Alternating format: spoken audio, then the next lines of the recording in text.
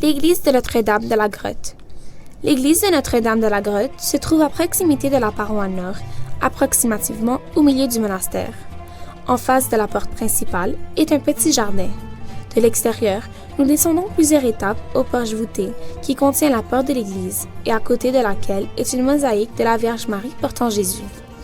Le niveau du porche menant à l'église de plancher est de 3 étapes. Ci-dessous, le niveau de la chaussée, il y a encore 6 étapes du porche, vers le bas dans l'église. Le sanctuaire, au milieu de cette église, est dédié au nom de la Vierge Marie. C'est dans l'est de l'église et l'autel qui est à l'intérieur de ce sanctuaire. L'iconostase est faite de bois, incrusté d'ivoire en forme de croix et date à partir du 15e siècle. Au-dessus de l'iconostase est une icône de la Vierge Marie portant Jésus, et de chaque côté, nous trouvons les 12 disciples avec leurs noms peints sur l'icône. Tout en haut est la crucifixion et de chaque côté, Saint Marie. Sur le mur gauche de l'iconostase, il y a une grande icône de la Vierge Marie, qui est assise sur le trône, tenant Jésus-Christ. Et sur la main droite se trouve une icône du Christ assis sur le trône, en levant la main en signe de bénédiction. Et d'autre part, est titulaire d'une Bible. Sa tête est entourée d'une aura de lumière, avec la forme d'une croix à 3 branches, superposées dans l'aura. Le sanctuaire de la droite, sur le côté sud, est dédié au nom de Saint Marc l'apôtre, et une iconostase de la création plus moderne. Sur elle sont des icônes des pères du monachisme. De gauche à droite sont Saint Parome, père de la vie monastique commune spirituelle, Saint Antoine, le père du monachisme, au milieu, Saint Marc l'apôtre, qui prêchait à l'Alexandrie, le clef de ce qui est l'image d'un bateau et le phare d'Alexandrie dans l'icône. Son nom apparaît en copte sur l'icône. Sur la droite est Saint Macarios le Grand, fondateur du monachisme dans Wadi Natrun. Et enfin, Saint Shenouda l'archimandrite. Toutes les saints de ces icônes sur la partie de l'iconostase sont représentés avec un personnel et d'un part, et l'habit de la vie monastique copte appelé un esquime à l'exception de Saint Marc l'apôtre qui porte une tunique bleue et une cape rouge. Le sanctuaire de la gauche, du côté nord, est dédié au martyr Saint Georges Romain, bien connu de l'histoire de Saint Georges et le dragon.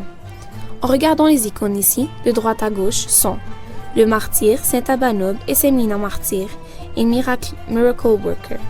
Derrière lui, dans l'icône, est une représentation du monastère de Mariout. Au milieu de l'iconostase est Saint Georges et Saint Abou-Sifine.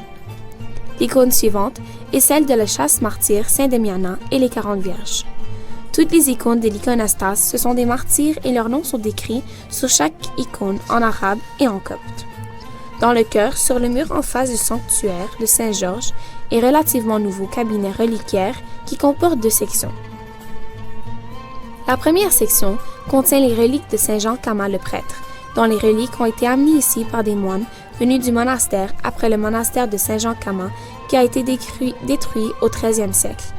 La deuxième section contient les reliques des 12 saints de nationalités différentes, qui sont Saint Éphrem le Syrien, dont le Tamanrit Tree se tient toujours dans le monastère, dont nous parlerons un peu plus tard, Saint Sévère, patriarche d'Antioche, Saint Dioscore, 25e pape d'Alexandrie et patriarche du siège de Saint-Marc, Saint Kyriakos l'Anachorète et sa mère Saint Juliette la martyre, le martyr Saint Théodore l'Oriental, les 40 martyrs de Sébasté, Saint Jacques le Manglède, le martyr persan, Saint Jean Court, Saint Moïse le Noir, Saint Archilédis le moine, et enfin le reliquaire de cheveux de Sainte Marie-Madeleine.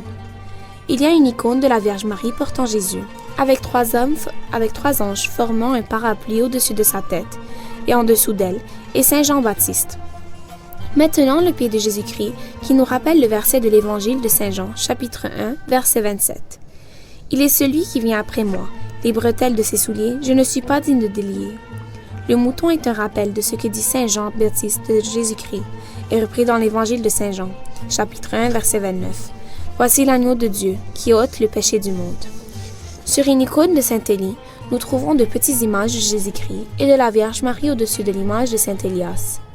Au-dessus de lui est un texte nommant l'artiste comme Rumi d'Anastasia en Turquie, et nous dire qu'il a été peint en 1582 pour le calendrier copte des martyrs. Il y a une icône de la résurrection, également peinte par Rumi dans l'Anastasia à la Turquie en 1582 pour le calendrier des martyrs, qui est semblable à une icône dans le musée copte du Caire. Une icône de la crucifixion, de chaque côté de Jésus-Christ, sont les voleurs. L'image montre 3 soldats, celui du milieu, entre Sainte Marie et Jésus, qui tient la lance qui perça le flanc du Christ, et sur la droite de la Vierge Marie se trouve Saint Jean le Bien-Aimé. Dans la deuxième, il y a une vieille armoire reliquaire qui sert à contenir les reliques des saints, qui a été transférée à nos nouvelles armoires reliquaires dans le premier chœur discuté précédemment. Les icônes sur cette armoire unique pourraient être datées du XIIe siècle et ajoutent à l'importance de cette fonction. Sur le côté droit de l'armoire est une icône de la Vierge Marie portant Jésus-Christ et une analogue de la Vierge Marie portant Jésus sur le côté gauche datant du XIIe siècle. Cette armoire est décorée avec des panneaux de marqueterie de bois et de formes géométriques et colorées. Il est particulièrement beau. Le bois est le principal matériel utilisé dans l'art copte. C'est un matériau facile à être travaillé et a été utilisé pour décorer les portes des églises et des seuils. Bois sculpté et tours tournés étaient et est toujours souvent utilisé pour cadrer les icônes. La porte séparant le deuxième chœur de la nef est fabriquée à partir de belles formes de motifs géométriques et polygonales dans le bois et date de la période fatimide.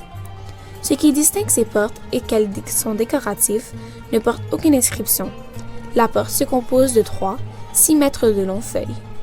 Dans ce chœur, dans le mur sud, est la porte qui est la seule dans l'église.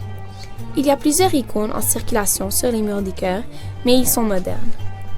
À l'extrémité ouest de la chorale est un bassin de pied utilisé lors de la messe et a eu lieu lors de la fête de l'Épiphanie.